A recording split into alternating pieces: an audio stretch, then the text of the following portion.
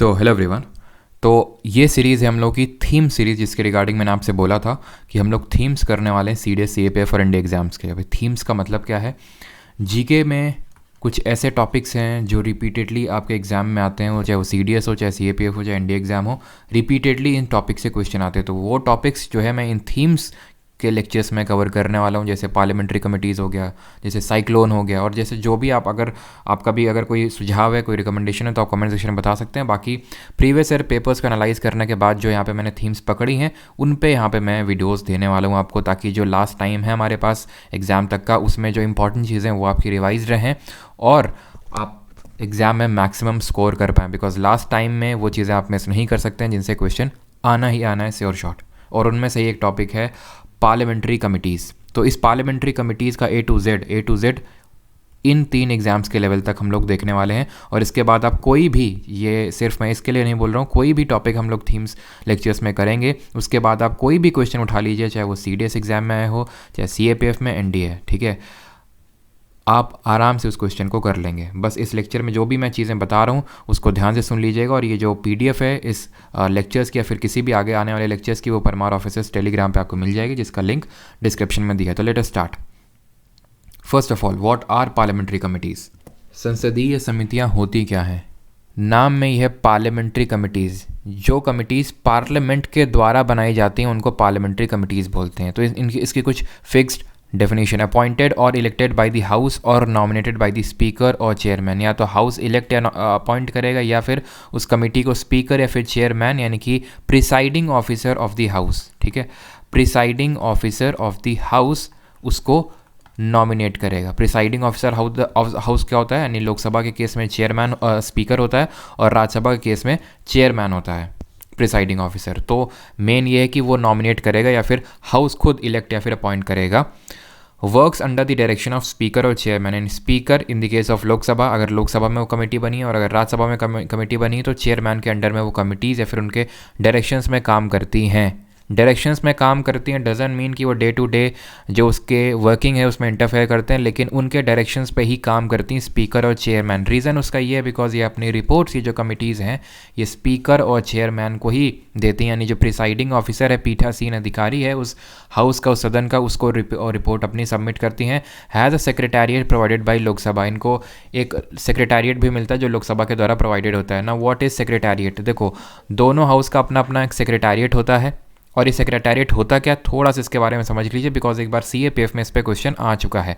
तो सेक्रेटेरिएट या ध्यान रखना, एक इंडिपेंडेंट ऑफिस होता है, ठीक है, और इसका जो मैक्सिमम एज होता है रिटायरमेंट का, दैट इज़ 60 ईयर्स, और ही और she is only answerable to the presiding officer, जैसे लोकसभा के केस में बोल सकते हैं स्पीकर। तो ये 3 पॉइंट्स आपको सेक्रेटेरिएट के रिगार्डिंग याद रखने हैं, हो सकता है एग्जाम में आ सकता है। आगे बढ़ते हैं। टाइप्स ऑफ पार्लियामेंट्री कमिटीज़, कितने टाइप्स की होती हैं? मेनली 2, स्टैंडिंग और एडहॉक कमिटीज़। स्टैंडिंग कमेटी वो कमेटी होती हैं जो परमानेंट कमेटी होती हैं। अब ये बेसिस क्या है क्लासिफिकेशन का, कि परमानेंट है या फिर टेम्प्रेरी। अगर परमानेंट कमेटी है तो स्टैंडिंग कमेटी कहलाएगी, और अगर टेम्प्रेरी कमेटी है तो एडहॉक कमेटी कहलाएगी। अब ये परमानेंट और टेम्प्रेरी का मतलब क्या है? कुछ कमिटीज़ हैं या फिर कुछ काम होते हैं। अभी पार्लियामेंट्री कमिटीज़ बनी क्यों? क्योंकि इतना सारा काम होता है पार्लियामेंटेरियंस के पास, या फिर पार्लियामेंट में इतना सारा काम होता है। एक तरह से देखें तो देश ही तो चला रहे हैं। तो देश चलाना, जब एक छोटी सी कंपनी चलती है तो इतने ढेर सारे काम रहते हैं। तो भाई पूरा देश चल रहा है तो कितना ढेर सारा काम होगा, और बहुत ही जटिल, बहुत ही कॉम्प्लेक्स काम होगा। तो उस कॉम्प्लेक्स काम को, उस कॉम्प्लेक्स वर्क को सॉल्व करने के लिए, उसको करने के लिए पार्लियामेंट्री कमिटीज़ का गठन किया जाता है। दोनों हाउसेज में इनका गठन होता है। यह तो हो सकता है हाउस अलग अलग उनका गठन कर ले तो उसको सेलेक्ट कमेटी बोल देते हैं, और अगर दोनों मिल के कर लेते हैं, लोकसभा और राज्यसभा दोनों मिल के, तो उसको जॉइंट कमेटी का नाम दे देते हैं। खैर, तो कमेटी की बनी क्यों आप समझ गए। अब कुछ काम होते हैं जो हमेशा चलते चले आ रहे हैं और वो हमेशा रहेंगे भी। जैसे फॉर एग्जांपल अगर हम डे टू डे आपकी लाइफ में देखें, कुछ काम है जैसे नहाना खाना, ये आपके डेली चलते हैं। कुछ काम होते हैं जो एकदम से इमरजेंसी काम हो जाते हैं। तो जो काम परमानेंट काम है तो उनके लिए परमानेंट कमेटी बनेगी, और उन कमेटी को बोलते हैं स्टैंडिंग कमेटी। और वो काम जो टेम्प्रेरी बेसिस पे, जैसे फॉर एग्जांपल मान लेते हैं कोविड आया था, और उस कोविड के टाइम पे कुछ ऐसी चीज़ें आई होंगी जिसको देखने के लिए एक कमेटी का गठन करना पड़ा होगा, तो वो कमेटी कहलाएगी टेम्परेरी कमेटी। क्यों? क्योंकि जैसे ही वो काम कंप्लीट हो जाएगा उसके बाद उस कमेटी को कर दिया जाएगा एबॉलिश। ठीक है, जैसे फॉर एग्जांपल मान लेते हैं कि कोई बिल आया पार्लियामेंट में, तो उस बिल को देखने के लिए कि इस बिल में के प्रोविजंस को रिव्यू करने के लिए कमेटी बनती है। जैसे मैंने बताया, अगर हाउस खुद से बना देगा, जैसे लोकसभा की खुद की कमेटी होगी सेलेक्ट कमेटी, अगर राज्यसभा की खुद की कमेटी होगी सेलेक्ट कमेटी, दोनों मिल के बनाएंगे तो जॉइंट कमेटी। ठीक है, तो वो बिल पे रिव्यू हो गया, अब उस कमेटी का क्या काम है? कुछ काम नहीं, तो अबॉलिश हो जाएगी। तो समझ गया परमानेंट और टेम्परेरी मैंने क्यों कहा और इनका क्लासिफिकेशन किस बेसिस पे हुआ है। परमानेंट कमेटी स्टैंडिंग कमेटी, और अगर टेम्परेरी है तो एड हॉक कमेटी कहलाएगी। नाउ स्टैंडिंग कमेटी में ही, अब ये एड हॉक कमेटी बस इतना ही पढ़ना था, अब इसके आगे कुछ भी एड हॉक कमेटी में नहीं पढ़ना है। आप लक्ष्मीकांत बुक रेफर करते हो, उसमें ढेरों एड हॉक कमेटीज़ लिखी हुई हैं, उनको देखना तक नहीं है। ठीक है, तो अब यहाँ पे आते हैं स्टैंडिंग कमिटीज़, और स्टैंडिंग कमेटी में भी जो सबसे इंपॉर्टेंट कमेटी होती है दैट इज़ फाइनेंशियल कमिटीज़। इसमें भी बहुत सारी कमेटी है, ठीक है, लेकिन जो सबसे इंपॉर्टेंट है दैट इज़ फाइनेंशियल कमिटीज़। इस फाइनेंशियल कमिटीज़ में हमें सिर्फ 3 कमिटीज़ के बारे में पढ़ना है, सिर्फ और सिर्फ 3 कमिटीज़ के बारे में पढ़ना है। और जैसे मैंने बताया था कि क्वेश्चन जो है आप लेक्चर अटेंड करने के बाद कोई भी अटेम्प्ट करिएगा, जैसे CDS, CAPF, चाहे NDA, आराम से आप क्वेश्चन कर लेंगे। ठीक है, बिकॉज मैंने वो क्वेश्चंस देखने के बाद, सारी चीज़ें रिव्यू करने के बाद ही ये मैं सारी चीज़ें आपके सामने प्रेजेंट कर रहा हूँ, ताकि आपको रिफाइंड कॉन्टेंट यहाँ पर मिले। तो फाइनेंशियल कमिटीज़ में सबसे पहली committee we have to see is public account committee. ये कमिटी बनी थी 1921 में under the government of India act 1919। जो हम लोग सुबह 10 बजे वाली MCQ सीरीज़ कर रहे हैं, जहाँ पे हम लोगों ने 1000 MCQs को टारगेट किया है। 1000 MCQs हम लोग एग्जाम से पहले करेंगे, तो उसमें आज ही हम लोगों ने ये क्वेश्चन देखा है कि ये कमिटी जो है बनी थी गवर्नमेंट ऑफ इंडिया 1919, जिसको मॉन्टेगी चर्च फॉर रिफॉर्म्स बोलते हैं, उसके बेसिस पे, उसमें एक प्रोविजंस के बेसिस पे, और उसमें ही प्रोविजन था एक, और उसी हिसाब से फिर 1921 में बनी। इसमें टोटल याद रखिएगा 22 मेंबर्स होते हैं, टोटल इसमें 22 मेंबर्स होते हैं, जिसमें कि 15 आपके लोकसभा से आएंगे और 7 मेंबर्स राज्यसभा से होंगे। क्लियर है? A minister is not eligible for election to this committee, यानी एक मिनिस्टर इस कमिटी का मेंबर नहीं बन सकता है। अब ये मिनिस्टर क्या होता है? तो ये जो पार्लियामेंट होता है ना, पार्लियामेंट में जो मेंबर्स बैठते हैं उनको क्या बोलते हैं? Member of parliament, MP। ये 2 तरह के होते हैं, या तो वो मिनिस्टर होगा, जैसे होता है ना इस दुनिया में 2 तरह के लोग होते हैं, एक तो वो जो चाय पीते हैं और दूसरे जो चाय नहीं पीते हैं, है ना। तो ऐसे इस पूरे MP में सिर्फ MPs में 2 तरह के MPs होते हैं, तो वो मिनिस्टर होगा या नहीं होगा। अगर वो होगा तो मिनिस्टर कहलाएगा, और अगर मिनिस्टर नहीं होगा तो वो प्राइवेट मेंबर कहलाएगा। क्लियर है? वो प्राइवेट मेंबर सरकार का आदमी भी हो सकता है, आदमी या औरत कोई भी। क्यों? क्योंकि ज़रूरी नहीं, जैसे BJP अभी पावर में, तो ज़रूरी नहीं कि जितने भी चुनाव जीत के सबको पोर्टफोलियो कुछ ना कुछ मिल जाएगा। हो सकता है कोई पोर्टफोलियो ना मिला हो तो वो मिनिस्टर है ही नहीं, लेकिन वो है सरकार का है, सरकार में मतलब मेजॉरिटी पार्टी का, लेकिन फिर भी वो कहलाएगा क्या? Private member. तो याद रखिएगा मिनिस्टर इस कमेटी का क्या, आगे जितने भी अभी हम तीनों फाइनेंशियल कमेटी देखेंगे उनका मिनिस्टर उनमें मेंबर नहीं हो सकता है। और इन सब का the term of this committee is 1 year. इनका टर्म 1 साल का होता है। 1 साल का टर्म होता है, डजंट मीन कि भाई ये मत समझना ये कमिटी अबॉलिश हो जाती हैं। इनका टर्म होता है, जो मेंबर्स होते हैं उनका टर्म होता है 1 ईयर का। ठीक है, the main duty of this committee is to ascertain whether the money granted by Parliament has been spent by government within the scope of the demand, the appropriation accounts of the Government of India and the audit reports presented by the CAG and the Comptroller and Auditor General mainly form the basis of the committee of this committee. CAG जो होता है Comptroller and Auditor General 3 तरह की reports को submit करता है, और ये 3 तरह की ऑडिट रिपोर्ट्स हैं। Audit reports on appropriation accounts, audit report on finance accounts and audit report on public undertakings. तो इनमें जो भी प्रोविजंस रहें कैग के, उनको रिव्यू करना वो काम होता है पब्लिक अकाउंट्स कमेटी का। फंक्शन उतना ज़्यादा कमिटीज़ का इंपॉर्टेंट नहीं है फ्रॉम योर एग्जाम पर्सपेक्टिव। बस थोड़ा सा इसके बारे में बेसिक ओवरव्यू ये रखिए कि कैग की जो रिपोर्ट्स होता है उनको ऑडिट करने का काम पब्लिक अकाउंट्स कमेटी का होता है। लेकिन ये जो फैक्ट है कि इसमें 22 मेंबर होते हैं, 15 लोकसभा से, 7 राज्यसभा से। 1921 में गठन हुआ इसका on the basis of the provision of government of India 1919। Members का टर्म 1 साल का होता है, मिनिस्टर मेंबर नहीं हो सकता। These things are important. अगली कमेटी पे आते हैं, and the second committee is estimates committee. ये estimate committee was formed on the recommendation of John Mathai.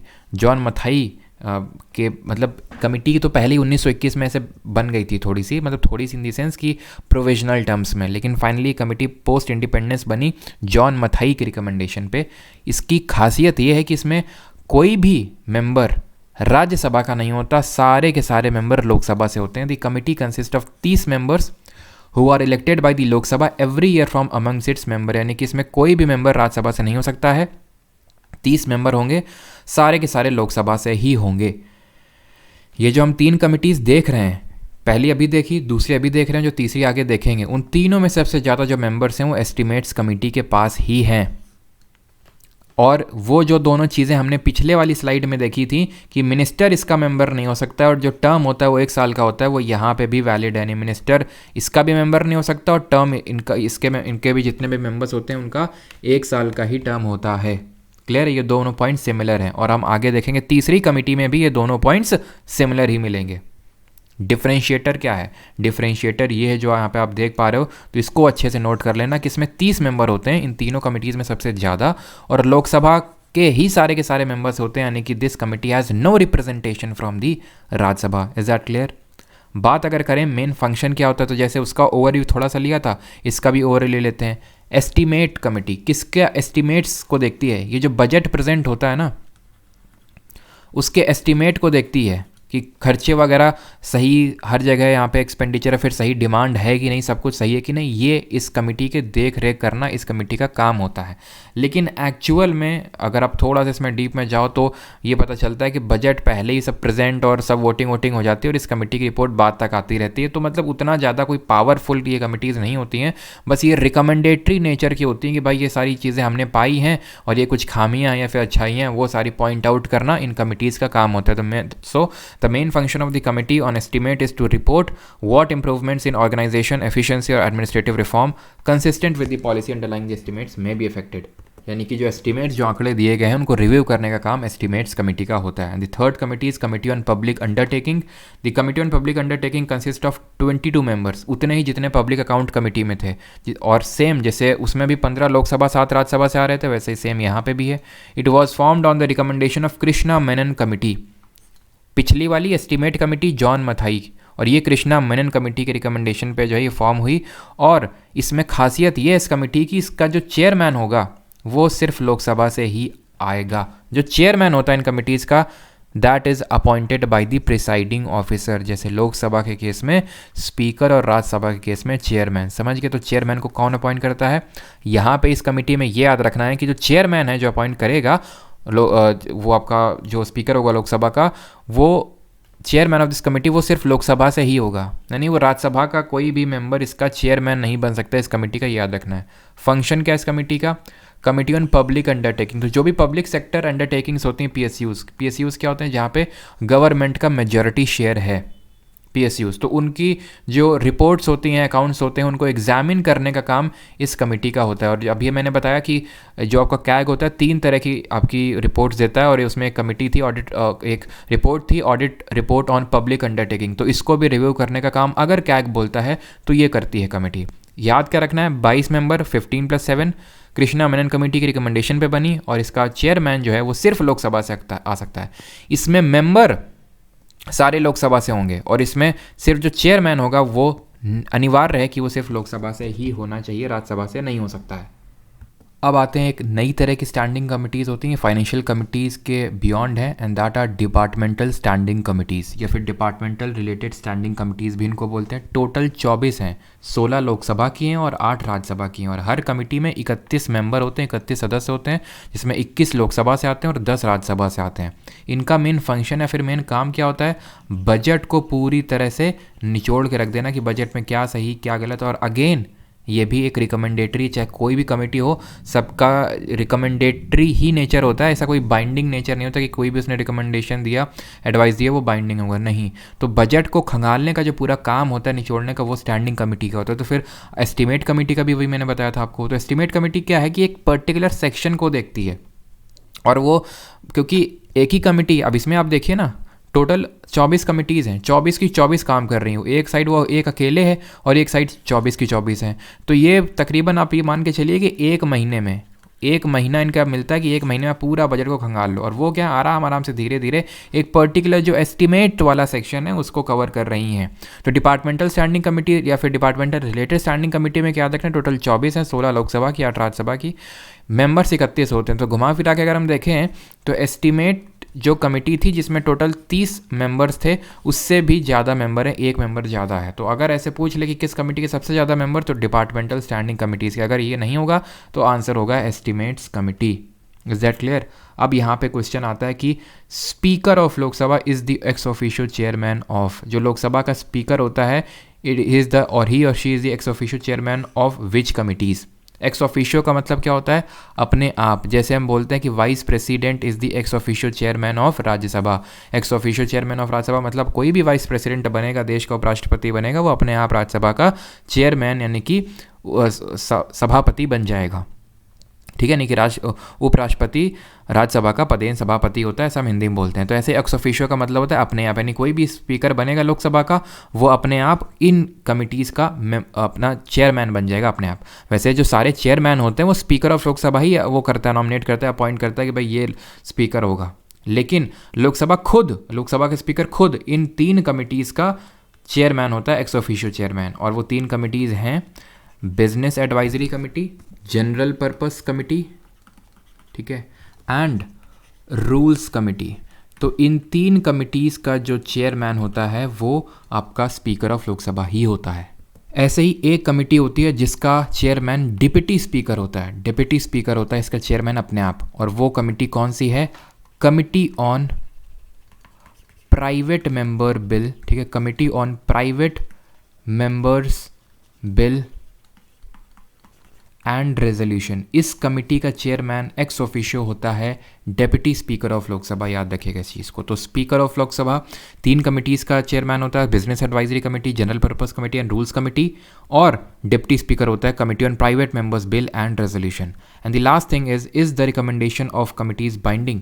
Answer is no, recommendation is not binding, ये सिर्फ एडवाइजरी नेचर के होते हैं। एंड द लास्ट इज, वो सेकंड लास्ट था, ये last है, how they are different from cabinet committees, यानी पार्लियामेंट्री कमिटीज़ और कैबिनेट कमेटी में डिफरेंस क्या होता है। तो जो पार्लियामेंट्री कमिटीज़ होती हैं वो पार्लियामेंट में या फिर पार्लियामेंट के द्वारा बनाई जाती हैं। उसके डेफिनेशंस हमने शुरुआत में देखे थे। डिफरेंस मेन ये है कि ये आपकी कॉन्स्टिट्यूशन के द्वारा स्पेसिफाई है कि भाई पार्लियामेंट अपना टाइम टू टाइम इन कमिटीज़ को बना सकता है। कैसे बनेंगी, कैसे फॉर्मुलेशन होगा, इतना ये कॉन्स्टिट्यूशन में नहीं दिया हुआ है, यानी कि इसके स्पेसिफिक प्रोविजंस नहीं दिए हुए हैं, भले मेंशन है कॉन्स्टिट्यूशन में। कैबिनेट कमेटी की अगर बात करें, ये आप नाम में ये कैबिनेट कमेटी यानी जो कैबिनेट का काम है, सरकार का काम है, ये आप बोल सकते हो पार्लियामेंट्री कमेटीज़ ये देश का काम संभालते हैं। ठीक है, एक तरह से हम बोल सकते हैं ये सरकार का जो काम होता है। क्यों? क्योंकि कैबिनेट में का मतलब क्या है, कैबिनेट का मतलब है काउंसिल ऑफ मिनिस्टर्स के अंदर वो जो मेन जो पोर्टफोलियोज हैं, जैसे defence ministry, ministry of external affairs, home ministry, तो इनको बोलते हैं हम कैबिनेट मिनिस्टर्स। तो उनको असिस्ट करने के लिए या फिर उनका काम वो थोड़ा डिवॉल्व करने के लिए इन कैबिनेट कमिटीज़ का गठन किया जाता है। So they do not find a mention in the constitution. ठीक है, और ये एक तरह से बोल सकते हैं कि ये कौन नॉमिनेट करता होगा, जैसे कि पार्लियामेंट्री कमिटीज़ हमारा प्रिसाइडिंग ऑफिसर करता है, जैसे लोकसभा के केस में स्पीकर, तो वैसे कैबिनेट कमेटी को कौन इनका चेयरमैन वगैरह सारा करता होगा, प्राइम मिनिस्टर, यानी जो सारी देख रेख में हमने शुरुआत में देखा था ना कि जो भी पार्लियामेंट्री कमिटीज़ होती हैं it is appointed by the और इलेक्टेड बाय द हाउस और nominated by the speaker, works under the direction of the speaker. तो ऐसे जो कैबिनेट कमेटी होती हैं work under the direction of prime minister, because prime minister ही घुमा फिरा के क्या है, ये है लीडर ऑफ द गवर्नमेंट। ठीक है, लीडर मतलब एक तरह से हेड ऑफ द गवर्नमेंट हम बोल सकते हैं। लीडर ऑफ द हाउस होता है लेकिन उससे कोई हमें लेना देना नहीं है, लीडर ऑफ द हाउस है, एक तरह से ही is the head of the government. Clear है? तो कैबिनेट कमेटी और पार्लियामेंट्री कमिटीज़ में ही डिफरेंस है कि parliamentary committees are mention in the constitution, भले उनका स्पेसिफिक प्रोविजन ना मेंशन हो।